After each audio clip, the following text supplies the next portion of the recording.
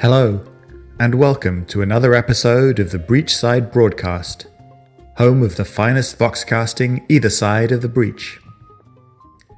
This episode deals with art, language, and deception. It takes place among Malifaux's high society, in the drawing rooms of the highest guild officials. Personally, I wouldn't be caught dead in such a place. No, let me rephrase that. I wouldn't be in such a place, for if I were caught, I would be dead. That's better. In this tale, we meet Lucis Matheson, secretary to the Governor-General himself. Some say that Lucius is the true ruler of Malifaux. Others say he has dark secrets that even the Governor-General is not aware of. To find out more, stay with us.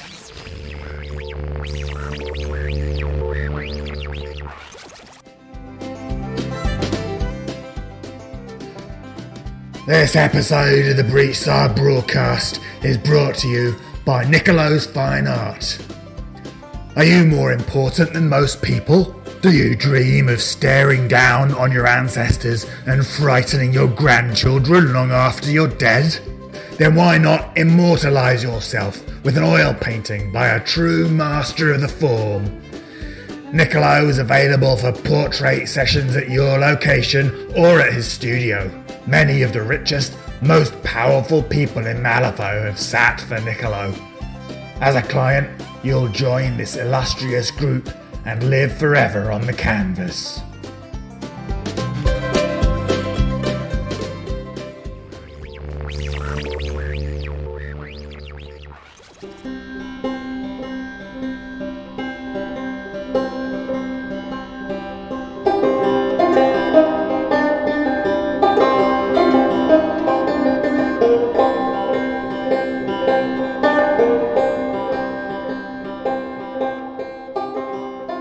The Portrait by N.A. Wolfe. Please, sir, you mustn't fidget. The shadows move when you do, and it becomes impossible for me to capture the essence of your... Nicolo's faint stammers shrunk away into nothingness as the man posing haughtily on the stool opposite interrupted him with a strident rebuke. I'm paying you to paint my portrait, not force me to sit on my backside all evening. How much longer must I endure this torturous escapade? Nicolo sighed, but looked down at his palette to mix a new shade with a grunt. The 2-hour painting sessions often passed in agonizing silence, broken only by the occasional criticism from his client. Nicolo's charge grew increasingly more impatient each session, but Nicolo remained unperturbed. He was accustomed to capturing the countenances of Malifaux's elite and powerful, and to enduring their pomp.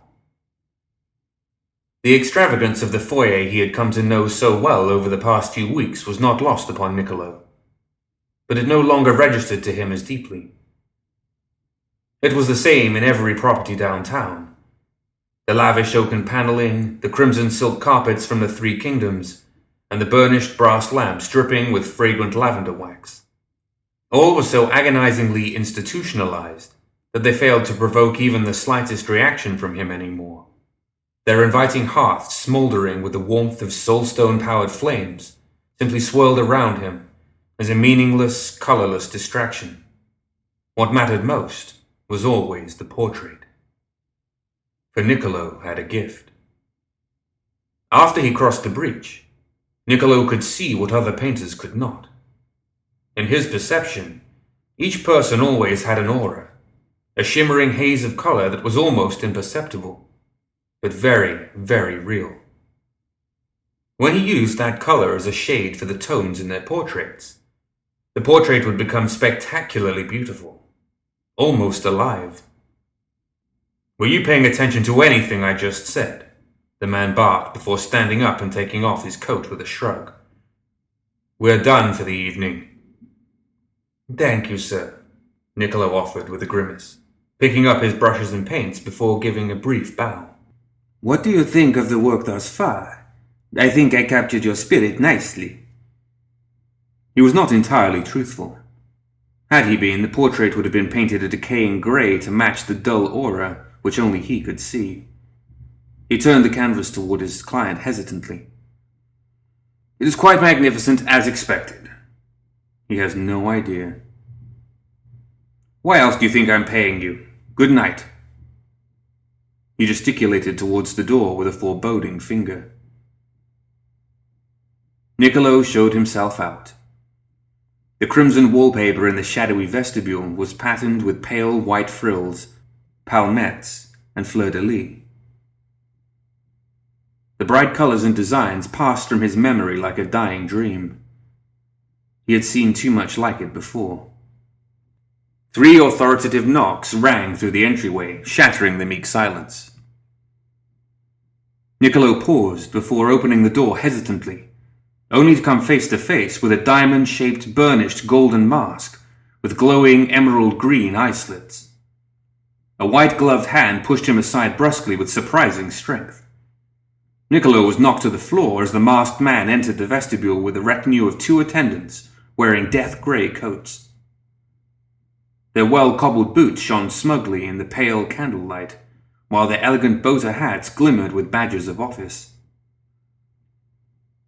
The masked man stared intently at Niccolo before saying as though bored, "I've always enjoyed the wallpaper in these houses.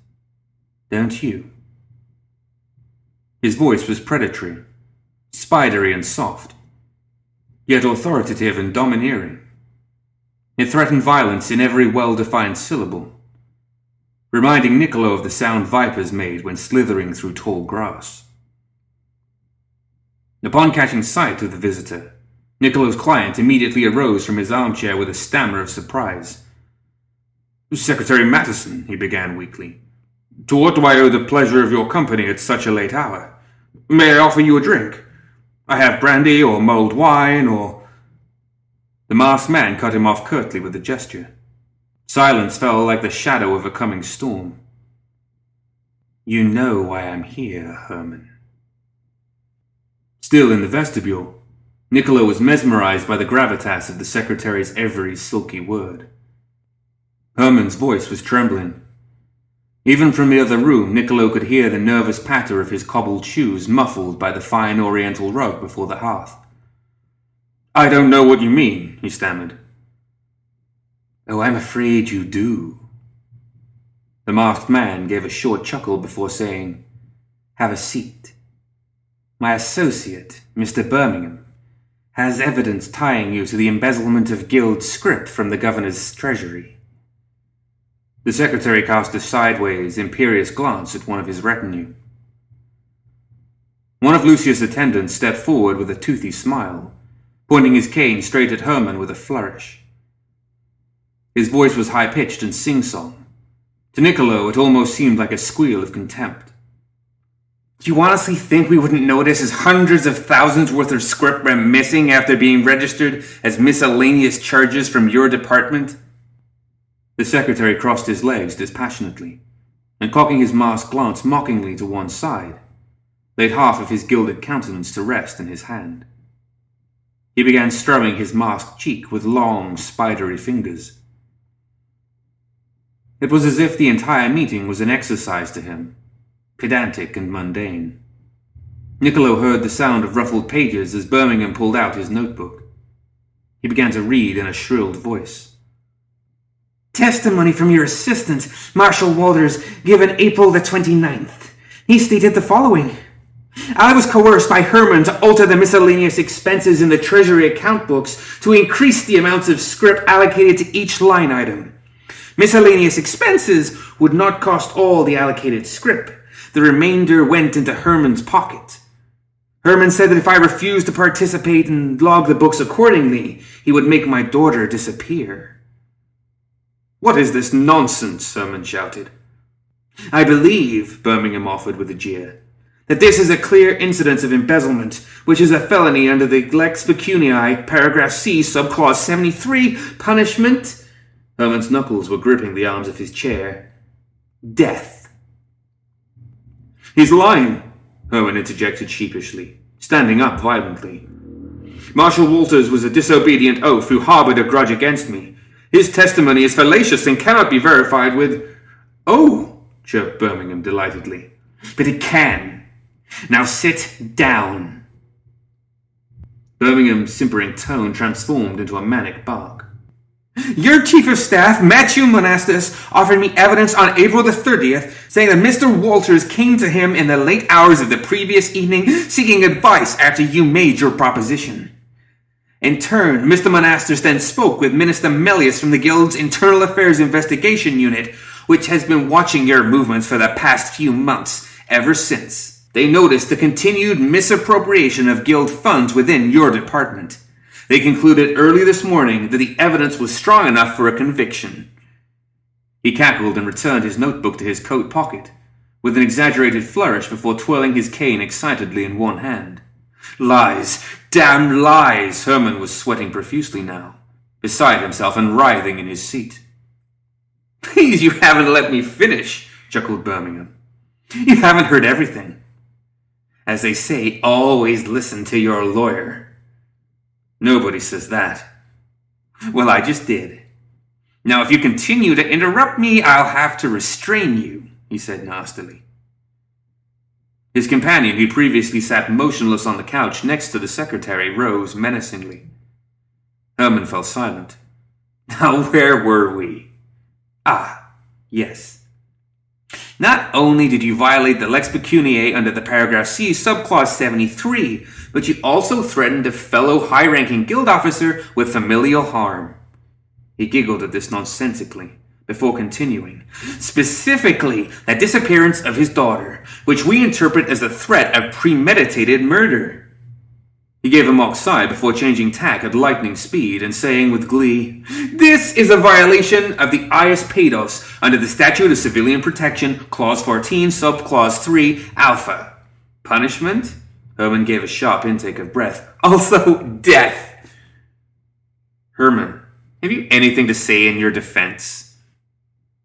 Nicolo's client simply sat motionless in his chair. The game was up. Herman stared plainly at Lucius. Are you going to execute me, Mr. Secretary? Lucius uncrossed his legs with a dark chuckle. The emerald green lenses of his golden mask flickered wickedly. Oh, heavens no, Herman. Herman gave a massive sigh of relief, as though a huge weight had been lifted from his chest. Thank you, sir. Thank you. Please tell me what I need to do. Anything for the guild, I promise. Please let me... But the secretary interrupted him again, holding up a commanding hand. Herman's stammers faltered. I won't execute you, Herman. He will. Lucius cast a sideways glance at Birmingham's twin. The second henchman grabbed Herman forcibly by the neck. Like a cornered animal chosen for sacrifice, Herman began kicking and wailing against the bulk of the man restraining him. Tears streamed from his eyes, but he could not break away from the vice-like grip of his executioner.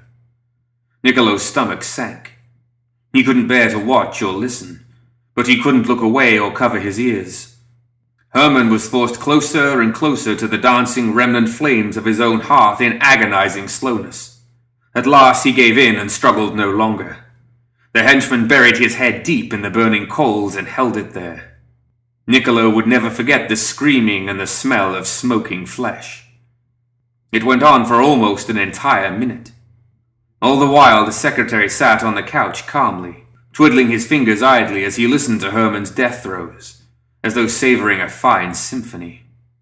At last Herman's struggling form went limp, as life left his body in a wave of final agony. Nicolo retched and almost vomited. No hearth would be welcoming or beautiful to him ever again. The secretary looked up when it was over. You can come out now, Nicolo. I know you've been watching from the vestibule. Nicolo's blood turned to ice in his veins. Resigned to his fate, he crept into the foyer nervously. The secretary stretched out an imperious hand. My name is Lucis Matheson. Nicolo shook it numbly. He could not think of anything else to say except, How did you know my name? You are a popular artist with many of our executives, who have commissioned work from you. Lucius put a hand on Nicolo's shoulder before pointing at the half-completed portrait in the foyer. Even with the barrier of the secretary's silken gloves, Nicolo could feel the sharp points of Lucius' nails dig into his flesh hungrily. "You have quite a talent, it seems, and a proclivity for capturing the way light falls within your portraits, as if you can see things others cannot." Nicolo said nothing to this. He stared into the secretary's green eyes and almost gasped. There was no aura there, only emptiness. No other person he had ever seen exhibited such a vacuum. Lucius gestured at the incomplete portrait of Hermann with his cane, shaking Nicolo from his thoughts. "That would have been beautiful. Not your best work by far, though. Have you done something different than usual? The shade seems off." Nicolo's blood ran cold. Did he know? What a shame. In one fluid motion, Lucius drew a gleaming blade from the inside of his cane. Nicolo flinched, expecting the end. He closed his eyes and heard only the acute sound of a canvas ripped in twain. Opening them, he saw that his work had a large gash across the subject's throat. "Rats have to be terminated," Lucius concluded. With a mirthless chuckle, he added, "Or smoked out, it seems. But no matter," he said, returning the gleaming blade to its sheath. "I have a request." Nicolo was dumbfounded. "Anything, sir." "I want to be your next subject. You will paint my portrait. My office lacks one, it seems. This must be rectified at once."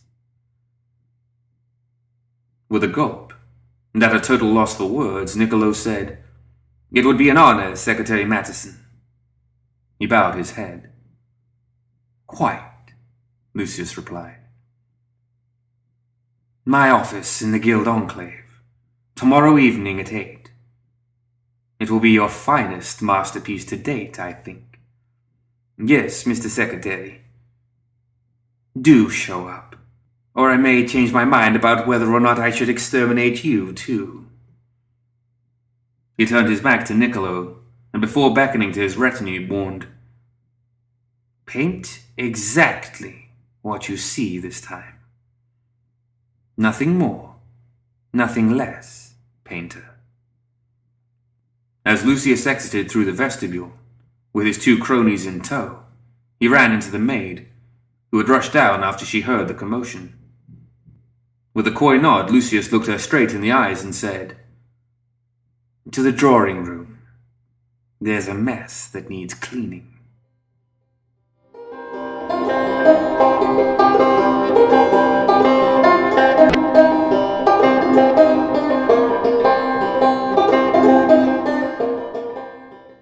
When Nicolo arrived before the great oaken doors of Lucius' office the next evening, a bronze bird-like creature with a telescopic device in place of a head hovered above him menacingly. He gave a strident squawk of disapproval, as though he was unworthy to grace Lucius' presence. Nicolo cringed, but recovered himself in time to hear Lucius' silky, menacing voice grating at him through an ethervox speaker in the creature's chest. "I am pleased that you accepted my offer, Nicolo." The watcher flapped impatiently before perching atop Nicolo's shoulder, just where Lucius had dug his claws in the night before. His talons dug in deep and tore rips in his fine shirt. He felt the bloody scratches sting and smart.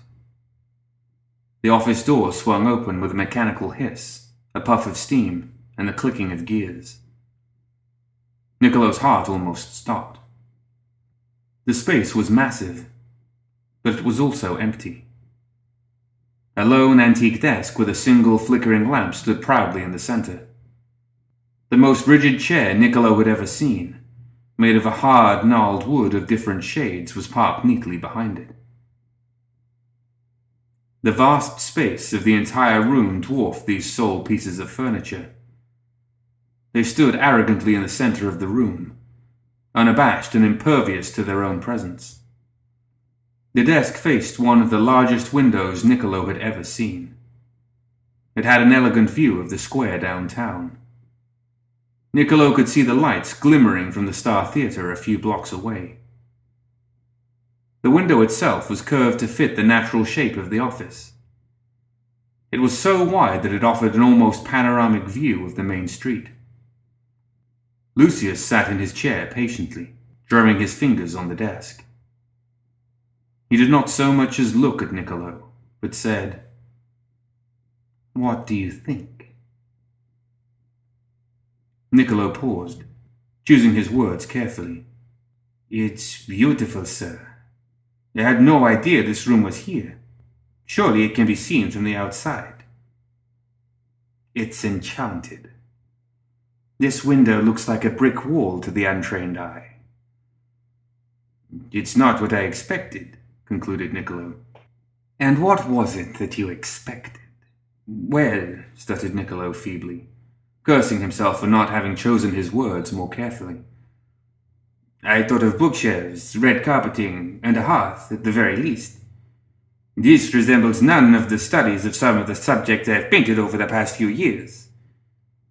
It's modest," he concluded, before hurriedly adding, "in the best possible sense, of course." Lucius gave a dark chuckle. He put the tips of his spidery fingers together, and still not looking at Niccolo, continued, "I don't need any of those things, painter. I can see the whole city for myself. My office is a space where I'm obligated to sit, nothing more. The decisions I make on the Governor General's behalf have absolutely no effect on this room, but," he added, getting up and looking at Niccolo at last, "they make all the difference out there." He strutted toward the window. "Malifaux is what really matters, and consequently I have need of little else but to see my own handiwork." "But I don't understand, sir," Niccolo responded cautiously. "You are the governor's secretary. You must have books, ledgers, accounts, records. Where are all the instruments of your work?" Lucius turned back to Niccolo sinisterly. "Secretary," he said, "is a loosely defined word." Niccolo shuddered as he made eye contact with the glowing green abysses of the mask. It only took him a moment to realize that they were soulstone fragments. Was Lucius blind? No human eye could see through the haze swirling inside them. "My work," Lucius said, unfazed but deeply interested in Niccolo's apparent ignorance, "is in my head. There is nothing I do not know, Niccolo. Nothing at all. Once I understand it, internalize it, it can never be taken back. It is with me forever. Paper is for fools. A superior mind manages everything without external aids. Anything less than this faculty is intolerable and inconceivable to me." Niccolo was at a loss for words. Thinking of nothing else, he said, "Shall we start, Secretary Matheson?" Lucius gestured curtly at the watcher, before barking, "Leave us. The governor needs word of Birmingham's report and the paperwork for Herman's accident. Tell McMorning to fill in the forms appropriately. Remind him of our previous arrangement. Now, away." The watcher squawked obediently before flying through the double doors. They closed sharply behind it, the wood screeching against the marble floor in harsh rebuke. Niccolo unpacked a collapsing easel from his bag and neatly placed his canvas astride it. "How would you like me to portray you, sir? Sitting, standing?" Lucius paused, as if the question were one of an idiot. "Do you not remember the condition I gave you yesterday evening? Paint exactly what you see, Niccolo." I don't understand. Paint me as you see me. Utterly nonplussed, Niccolo decided he would paint Lucius standing regally, with his cane in one hand. Standing, then. And how did you come to that decision so swiftly? Because the idea of you sitting down at a desk would not accurately portray the authority of your presence. Lucius gave another sinister chuckle. In his silky, menacing voice, he said, "Indeed. This is what I'm talking about, Niccolo, and why a man of your talent should be the one to paint my portrait. Do not paint what others want to see. Paint what is."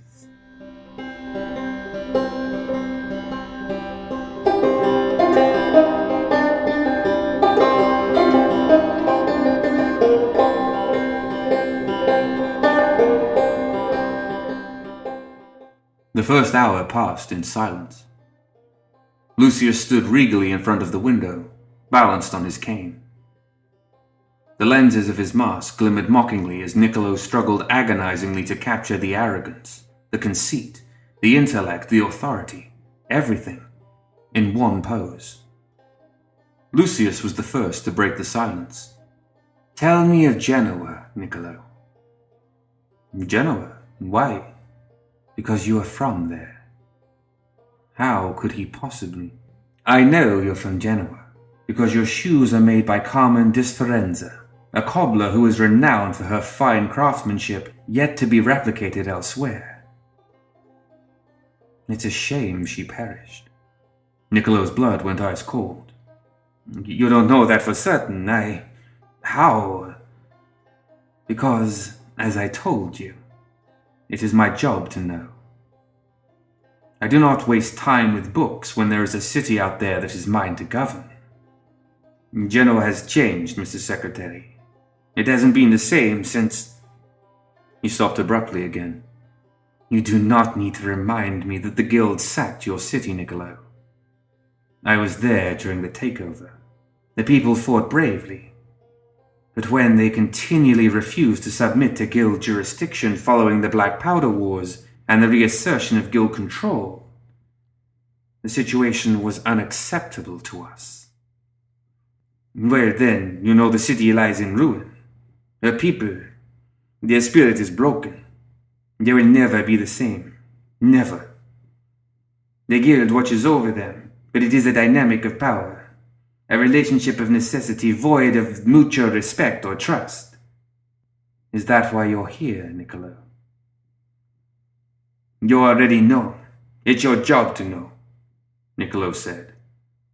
The lines of his pencil penetrated deeper in the canvas than he anticipated. His hand was shaking. "Of course I do. I just want to see if you're lying to me. Go on." "After Genoa, I was a refugee. I had nowhere else to go. My clients and family were dead, executed, many of them, after the guild gained control of the city. What else but Malifaux could be a destination for misplaced souls?" "You are aware that the people you despise, that is to say people like myself, are more powerful here than we ever could be Earthside. Why do you work for our executives if you hate the guild so?" Niccolo said nothing to this. "You don't have to answer. I know why, Painter. Because you are a paradox and a hypocrite. Whom you work for is irrelevant. The coin is good, the satisfaction sufficient. You drift from guild estate to estate, pretending to notice nothing of what's inside. The luxury is stifling, the arrogance palpable. But you ignore it all. You ignore the very people who invaded your city, who killed your cobbler. These are the people whom you serve, and you take their coin willingly. You are no less a turncoat than any of the guild's sympathizers of your country whom you judge so harshly. It is not in my nature to hate, only to survive. That is why you've been thriving so well here, it seems. Lucius turned his back on Niccolo again, and stared out his great window. He rapped his cane on the glass smugly.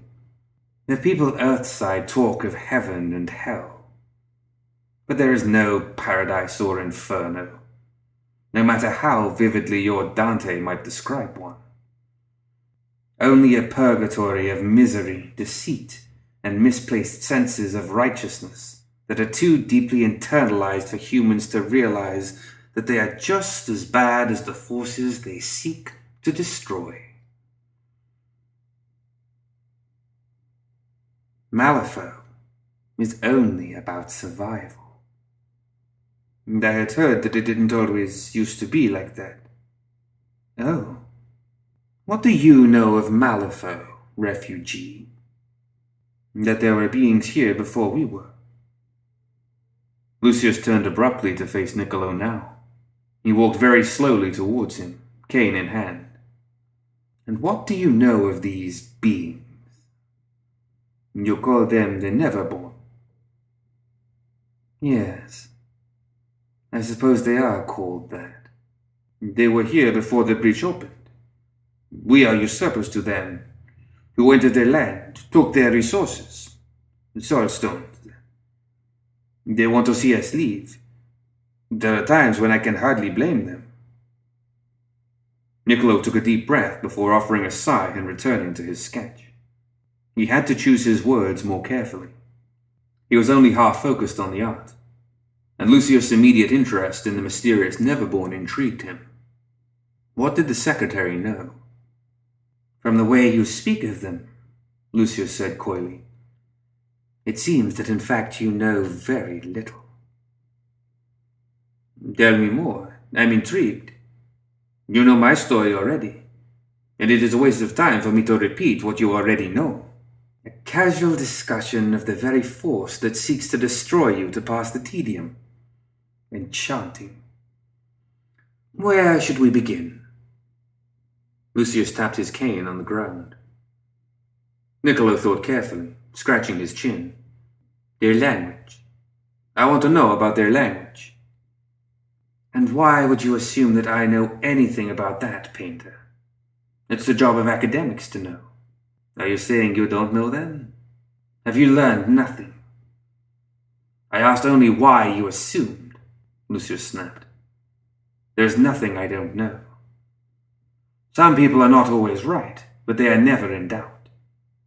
Let me assure you that in my case, only one of those two things is true. Niccolo's hand darted across the canvas now. Lucius' presence and his deep, silky voice were rattling inside his head. Feverishly, he was inspired to draw the man more than ever before, to capture the conceit in a way that had never been done. Infinite possibilities filled his head as the graphite touched the canvas.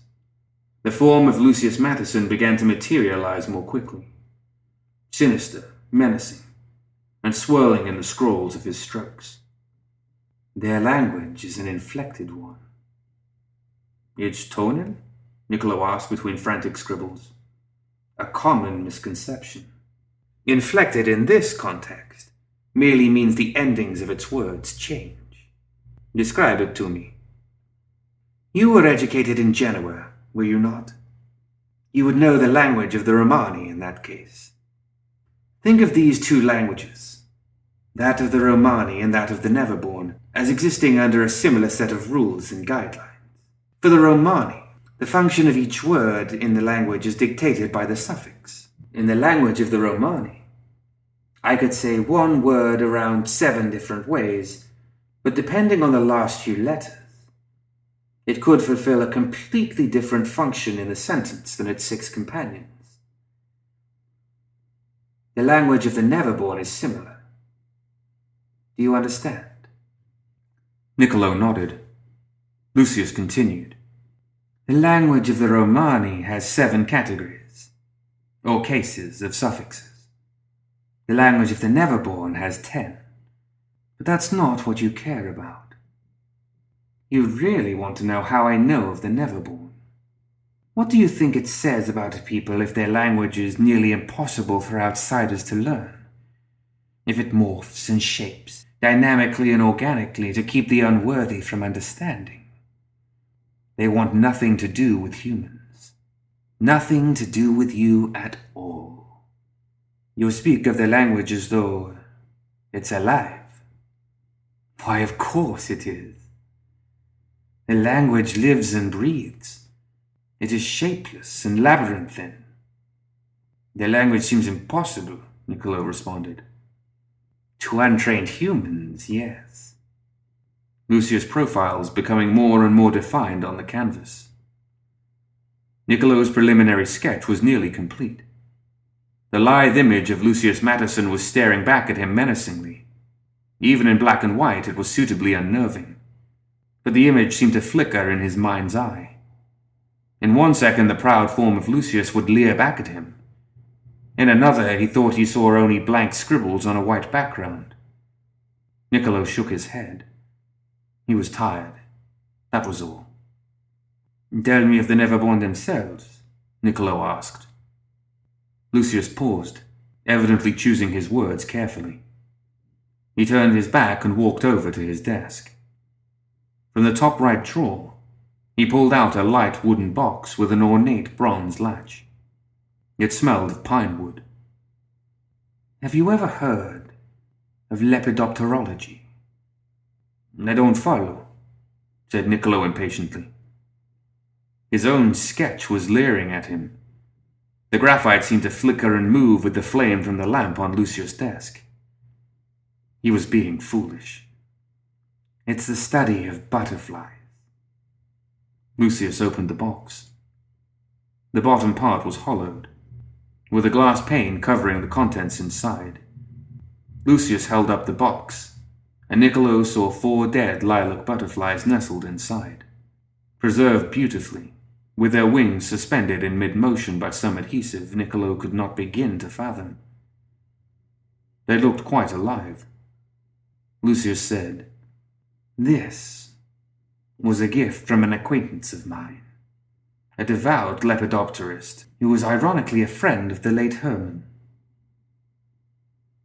I keep few possessions, but I keep this particular one because it reminds me of the forces we seek to destroy. Imagine the Neverborn like these poor creatures trapped behind the glass." "How do you mean?" It was growing harder and harder to follow Lucius every minute.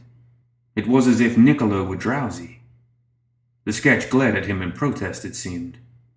"Well, to an insect, the world is unfathomably huge, an infinite space for expansion, accompanied by a blissful lack of awareness for the other forces that reside within it.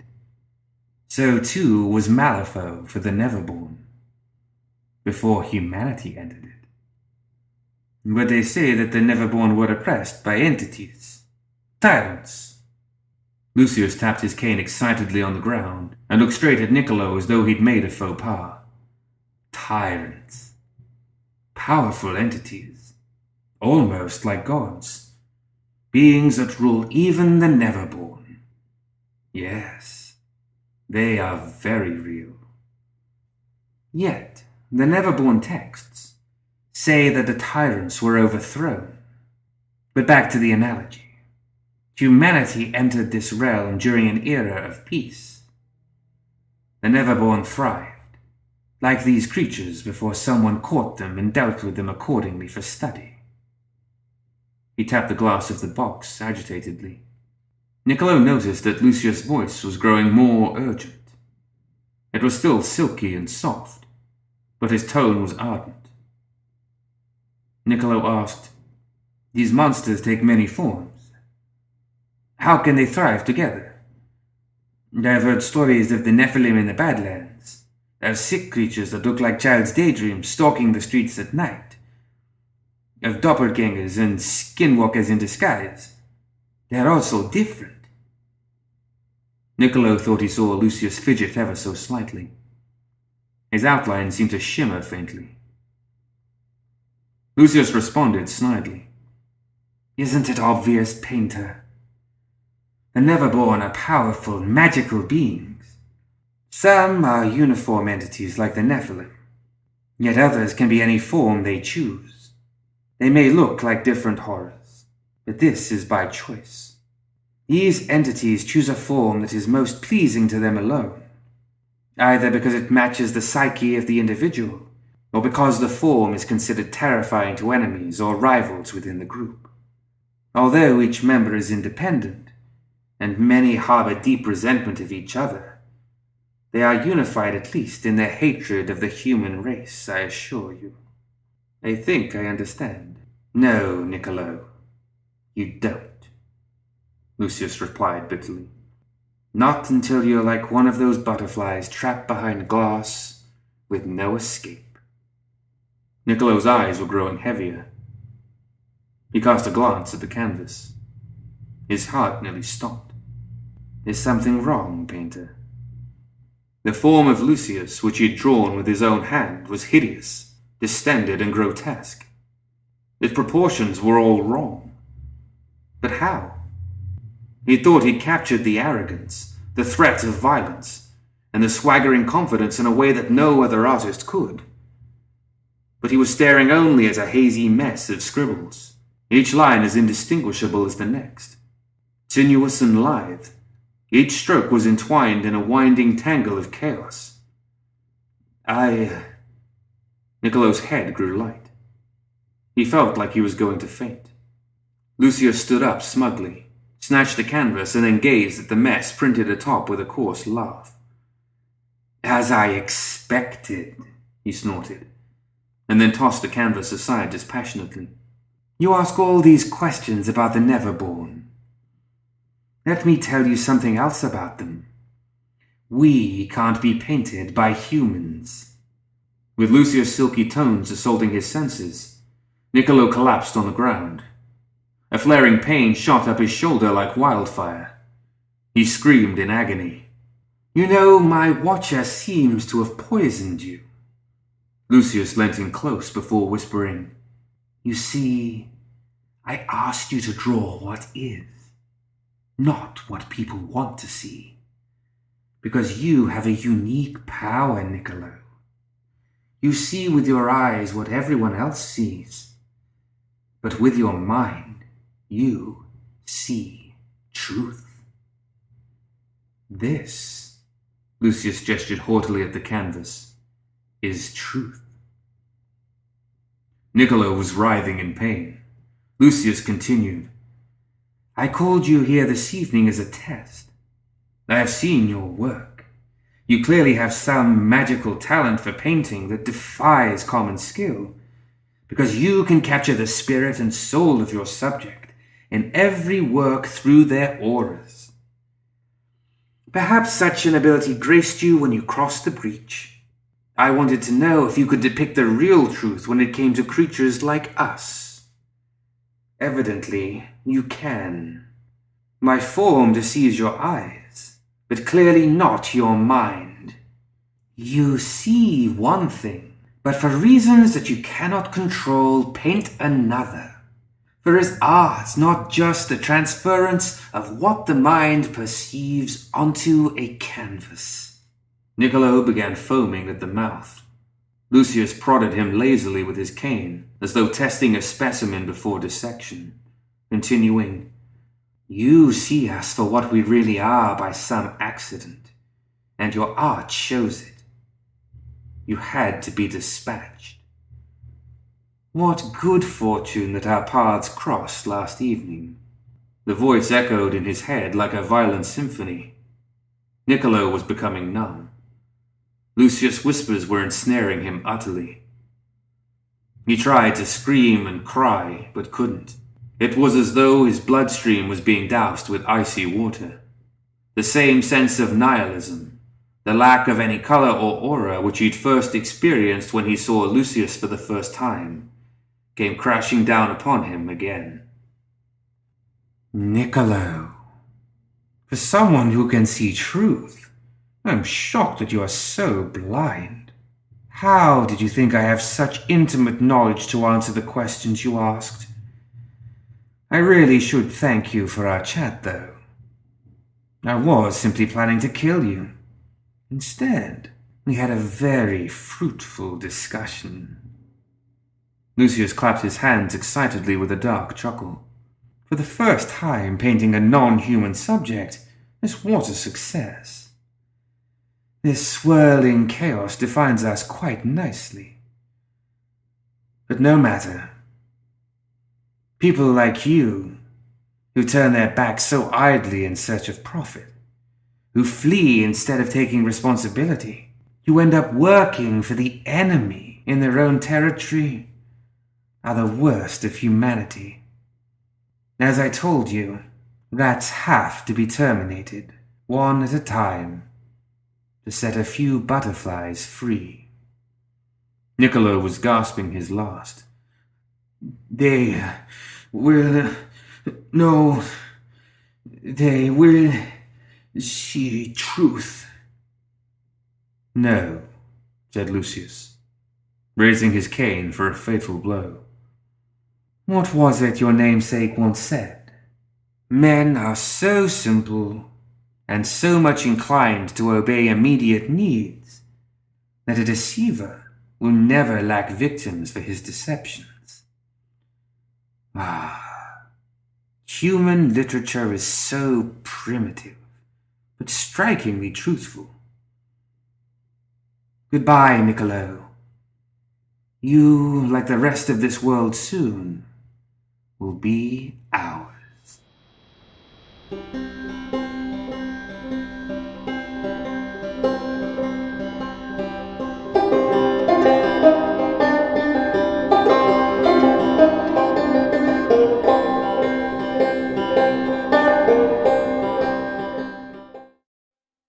The Governor-General stared into the depths of Lucius' mask, a look of bemused consternation lining his chiseled, aged features.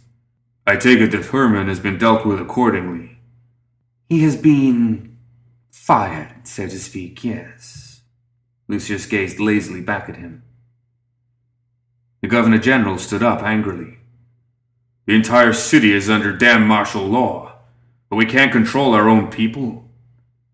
More than you know, Lucius chuckled.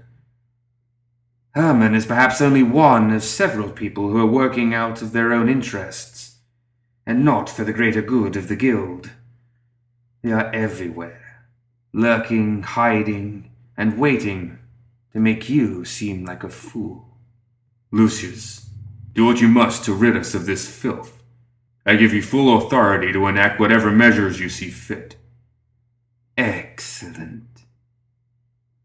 Lucius stood up to his full height and made to depart.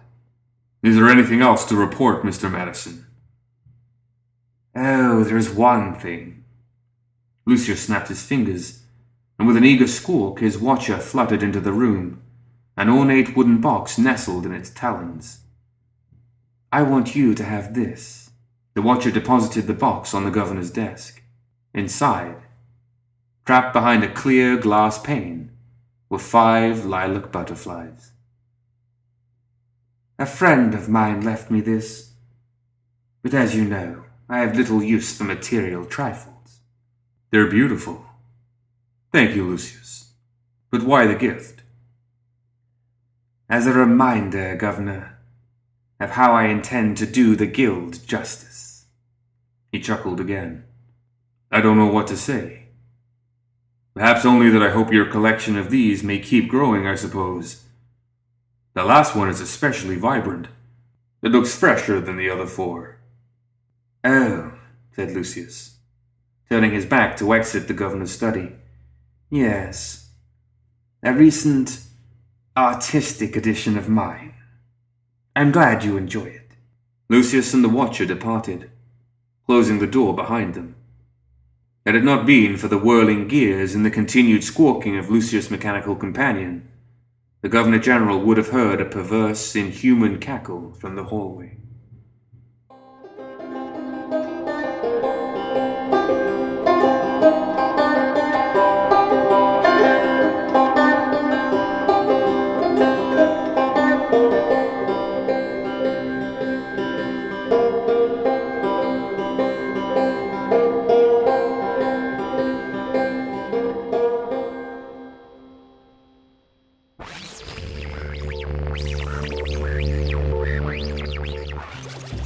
That's it for another episode of the Breachside Broadcast. I hope you all enjoyed yourselves as much as I did. Join us next time for more Tales of Malifaux.